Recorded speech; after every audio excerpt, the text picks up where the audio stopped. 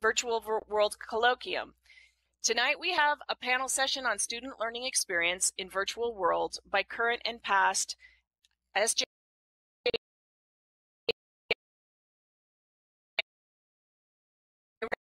and labs in world. I'm going to be the moderator for this panel discussion.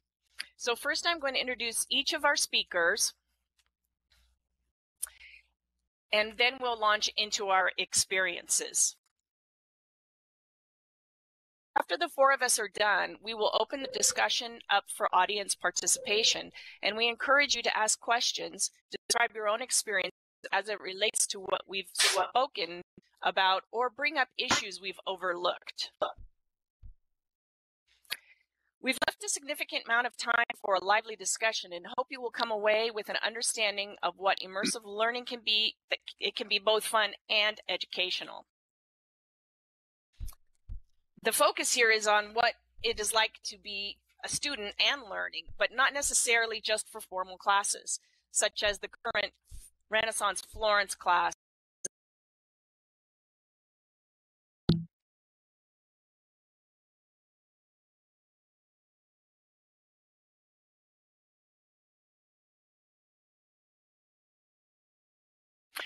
First, we're going to hear from Snow.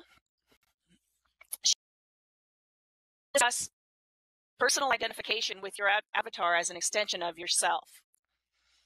Snow received her BA from Washington State University and completed her MLIS SU in 2010. She will complete the SJSU MARA program in December 2014. She served 2 years as a reference librarian at the Community Virtual Library, 3 years in collection development, and currently manages the Community Virtual Space. For 2 years, of Res Libris, a small Second Life magazine for educators and librarians. Right now, she's doing an internship with Lori Bell, assisting her with her LIBR 287 course. Archive to serve as an ongoing record of the class as a virtual learning platform for creative and educational uses of virtual world technologies.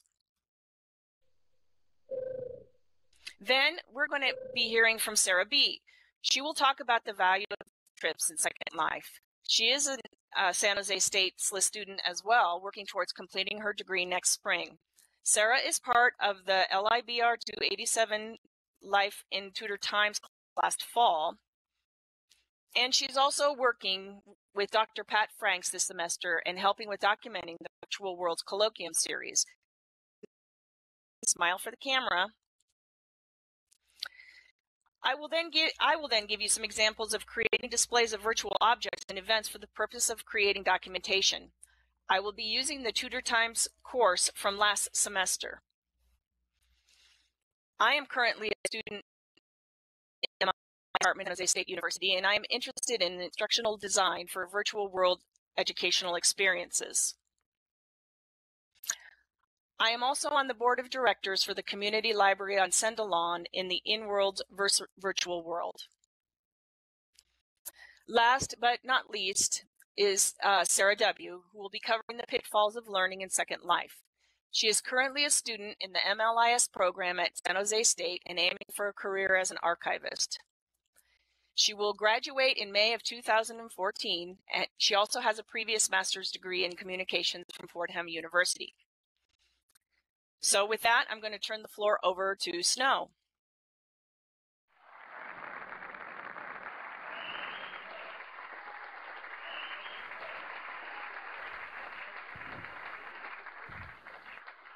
Thank you, Marie. As I'm sure most of you know, I'm not a speaker, but we'll get through this as best we can because it is an interesting topic. I'm here today to talk to you about avatar identification as an important component of immersive education. The only thing I have to show here is this slide, and this is one of the first things I like new students to see because it's true. Second Life is what you make of it, just as real life is, and that line gets blurred, and it's always been something I hear people talk about, oh, well, they're spending too much time on Second Life. Well, how much is them sitting in front of the TV? Is TV time better than Second Life time because they have the? But yeah, it's all a matter of perception. And this is such a complex topic that there's no way I can touch on more than just a little. But that's the first thing is it's not a game. There's been a lot of talk about Second Life dying.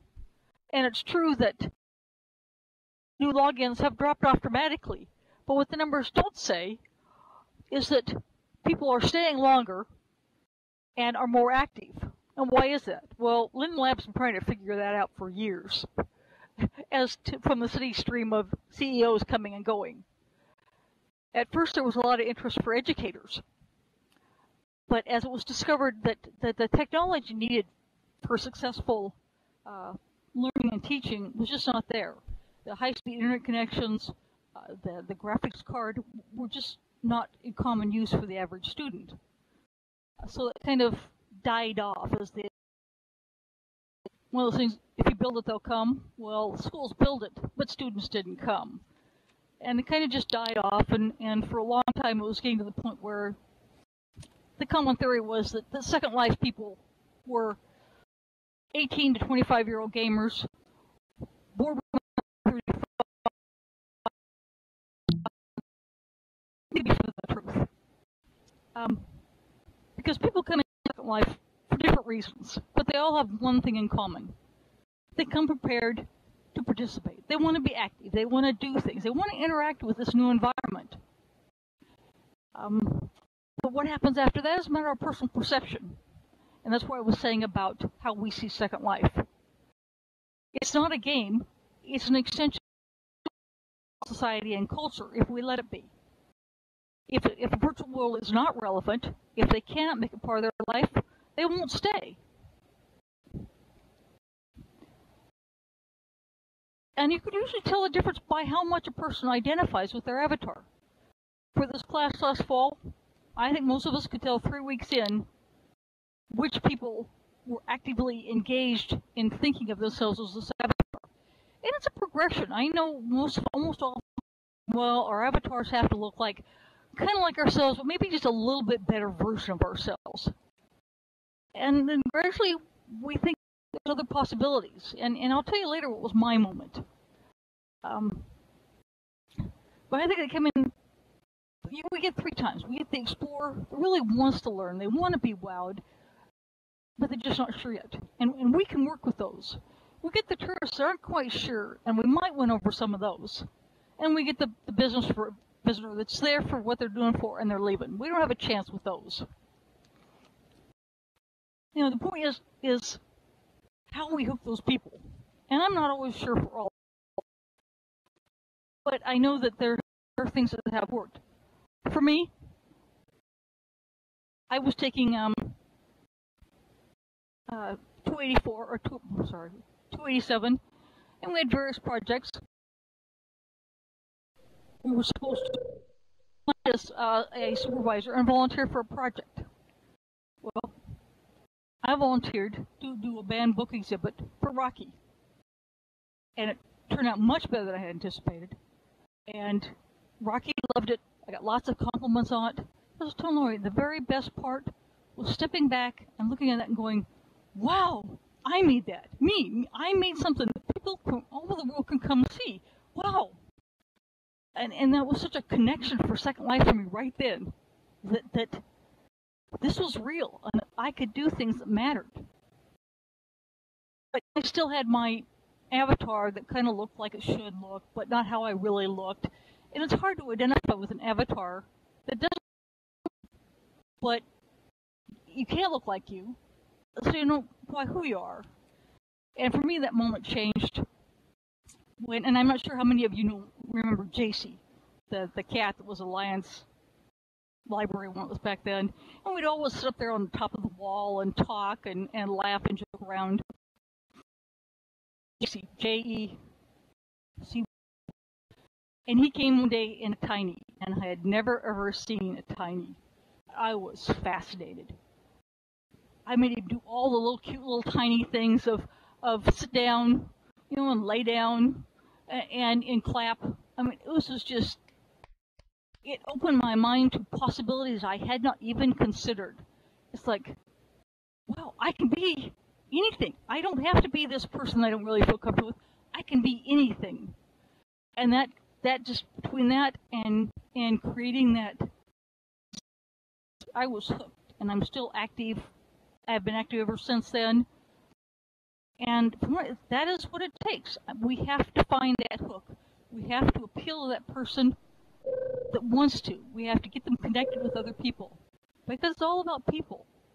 I hear a lot of complaints about, I did a brief survey on fall class to see who was still here. An unusually high number are here and active. 2 said they were coming back when they graduated. The others said a couple of them commented on technology, but mostly there was nothing to do. It was boring. They didn't want to look around forever. There was nothing to make it worth the effort to put up with the technology. And that's what we can overcome. That's what we can change. And that comes on to identifying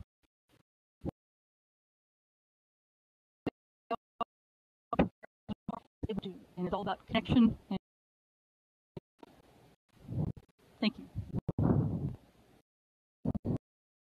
Okay, I'm going to talk about documenting our experiences in virtual worlds, why we would want to do it beyond assignments to do so, and some pointers on creating memories of your experiences. First of all, why should we even care about it? Here is a salient example. Last semester, we had a Tudor village over on the spot where an Italian Renaissance village now exists. At this point in time, the Tudor village doesn't exist. Except, of course, in Lorelei and Snow's avatar inventory, as long as they didn't delete them. There's no other way right now to back up objects that you create or own. Other virtual worlds might let you import or export objects, but it's next to impossible to do in Second Life. So what if we want to create it? We can pull out our builds from inventory, but things might change. We were each given a home, and while we didn't own the home, we owned everything we put inside. However, at the end of the semester, we lost our homes. So I wonder how many of the people who had a house in Tudor Village could actually recreate the exact house if they were now given a copy of the house before. It would really depend on how well they documented what they did. Also, what about the events we attended? Do we want to remember the time that Circumference fell off his horse during the jousting event? Or how many people danced at our Tudor reunion? Maybe we want to use these events as examples for future events. As an intern for Pat Frank's last semester, I took lots of images and video recorded most of the events that occurred during the semester for the Tudor class. We visited the Kingdom of Usk and went to a Halloween ball on Renaissance Island. We had a Tudor reunion where we all showed up as our characters and performed popular dances of the Tudor era. We also had a farewell end of the semester party. I call them spontaneous because you can't predict what will happen. During the Halloween ball, a knight on a horse showed up and he was able to get the horse to dance.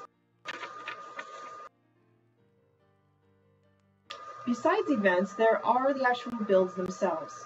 I show here the butcher, the baker, inside and out, and the candlestick user. The butcher and the baker disappeared halfway through the semester to make room for something else. So I was very happy to have at least taken some photos before they disappeared, so you can see them here. That last slide I just showed you was an example of documenting your surroundings. This slide is about documenting your own work. Different assignments call for different artifacts to be created, and this shows you examples of objects that might be created. These include books, pictures, and in-world YouTube videos. This is actually taken from the exhibit on the ground floor of this huge building right next to us. So now I'm going to talk a bit about how you might go about documenting your experiences here in Second Life, but more specifically documenting your educational experiences as a student. First of all, take loads of pictures. You have an in-world camera and it doesn't cost anything to save them on your hard drive. Take photos of everything, events, trips, your objects, and anything else you think you might want. Try creating videos of the same things, especially if you want to capture real-time events. These videos are known as machinima. Beware, though, that it is difficult to do if you have to interact with the capture program. The free version of Fraps can only capture 30 seconds of footage at a time. It is difficult to remember to keep hitting F9 while you're trying to move around and talk. Most capture programs eat a lot of memory, so it's easy for your system to freeze up and you won't be able to move as easily as you might without it. Also, learn how to use your mouse view and keyboard while you are filming so you can keep the back of your head out of the picture. I learned that the hard way. Speaking of learning things the hard way, here are the things I learned. My footage of the Halloween ball has great music, but it was basically ruined by the click, click, click of my mouse as I panned around the room. You might not want people to see what you have hidden in your inventory. And the map actually looks awkward at the left part of your screen for the completed film. And pop-up notifications, nothing more need to be said. I also found that turning off tags makes things a lot less clutter, especially if you are filming an event with lots of avatars. At some point, they can't even be read, so there's no point. I also like to pan in and out and around, just to keep things from getting too boring. If you have the disk base, try and get as much footage as you can always delete it later, but you can't add back what you don't have. For editing, once you have your footage, the best thing is the program. There is a learning curve, but well worth the effort. It's amazing how creative you can be once you know how to work the buttons. If you're making a machinima out of photographs only, and I did that for my very first machinima, try and put the photos into an order that tells a story.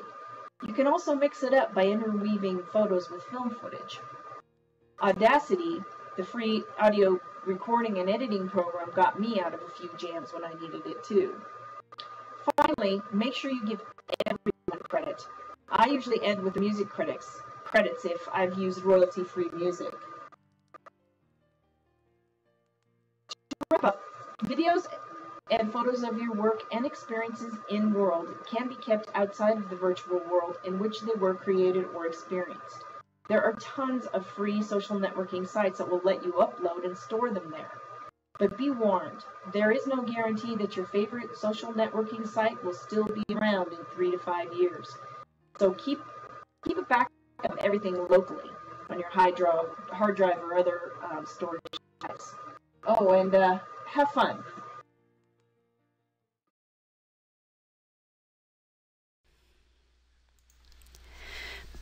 I'll be talking about the field trip part of our learning experiences from last semester.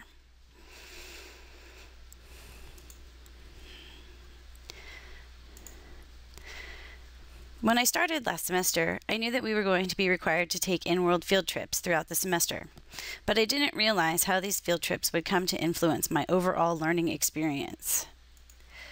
By the end of the semester, these trips had shown me the power that virtual environments could have on learning. I have found that being shy in nature has at times hampered my willingness to explore and be outgoing in Second Life. I would have been content to stay within the relative safety of SLIS Island, immersing myself in Tudor Village, but never venturing outside of this comfort zone. The field trips forced me to move beyond what I felt was comfortable and to explore the possibilities that Second Life and other worlds like it have to offer. Throughout the semester, we were required to visit different types of environments here in Second Life. There were museums, archives, and libraries, historical role-play simulations, and immersive learning simulations. Each of these types of environments had something different to offer.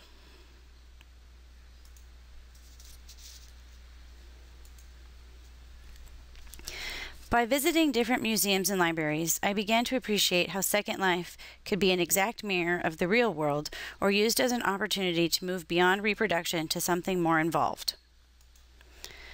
My trip to the U.S. Memorial Holocaust Museum was a great example of how history can be relived within a virtual world.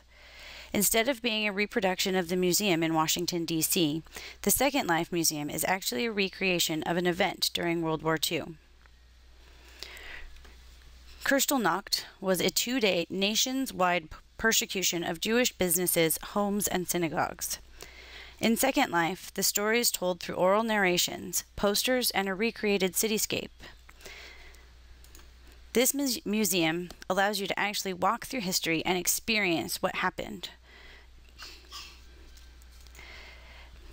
As a former educator, I came to really appreciate how learning history in this type of environment could open up learning in so many ways. These learning environments make history accessible to all types of learners, removing it from the stagnant pages of history texts and putting it into an interactive living environment. This power to experience history in new and innovative ways presents so many teaching and learning experiences, which could not be created without the use of these virtual world technologies.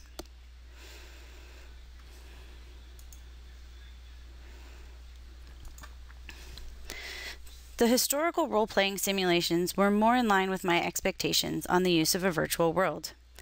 These sims are based on actual time periods in history, but are brought to life by the people who inhabit them. Often, character types, speech, and dress are influenced by the time period represented, but what happens in the sim is created by its users. These worlds often offer more social interactions than museums, but also can provide learning opportunities. In Second Life, there are a vast range of time periods that can be experienced. Some of these sims are more populated than others. I found several that have a thriving community base, like the Realm of Usk did before its closure this week, while others didn't seem to have any users at all.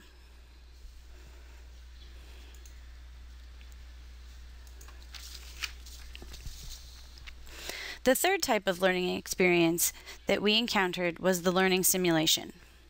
This is where I found the power of virtual learning to be most evident.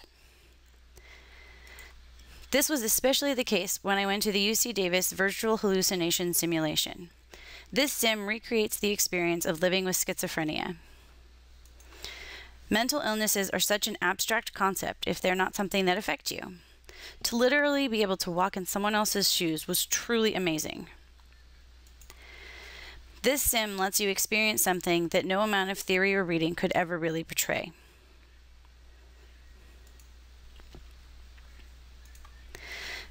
This sim presents both visual and auditory stimulation, which is based on the actual experiences of people living with schizophrenia. To experience the full effect of this simulation, users are required to wear a badge that triggers both the hallucinatory images and the voices. As shown on the last slide, posters change wording, simulating visual hallucinations. Distinguishing between what could be real and what is not becomes very difficult. This slide shows how the floor suddenly disappears and is replaced by stones in a river. And while you are processing all of these different visual hallucinations, there are voices talking to you, telling you how worthless you are. This learning simulation is a very powerful example of how virtual worlds can be used to immerse people in different experiences in a way that could never be done anywhere else. And at least when you are wearing a badge, you can turn off the hallucinations.